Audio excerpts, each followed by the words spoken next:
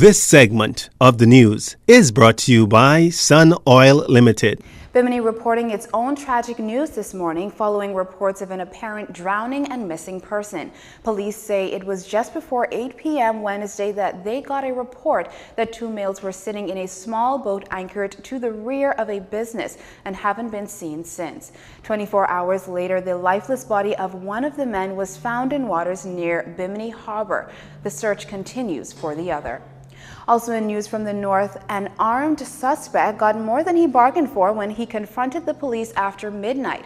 Officials telling us that the gun-wielding bandit was discharging shots into a crowd at a business in the Central Pines area. When officers confronted him, the suspect reportedly pointed the firearm in their direction. In fear of their lives, officers discharged their service weapon, killing the man instantly. A Black Tech 9 weapon magazine and ammunition were all recovered from the suspect. The matter is now in the hands of the coroner.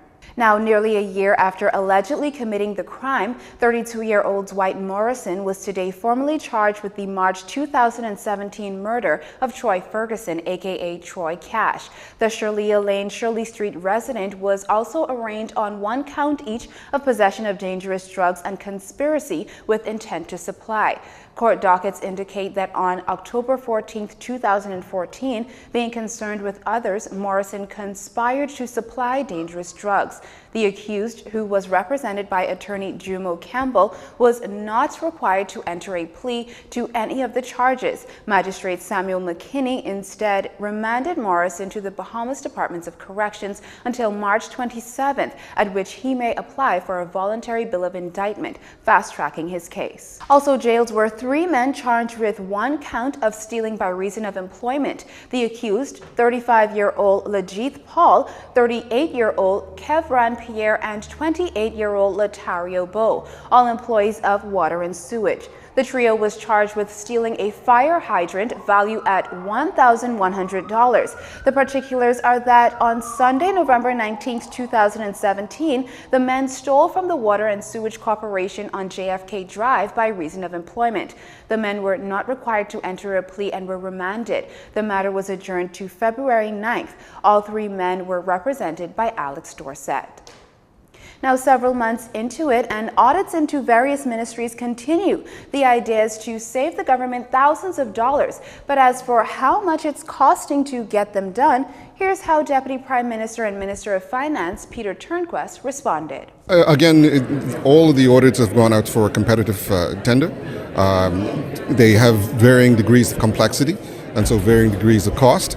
By the end of the day, whatever is spent, it is going to be beneficial to the country long term.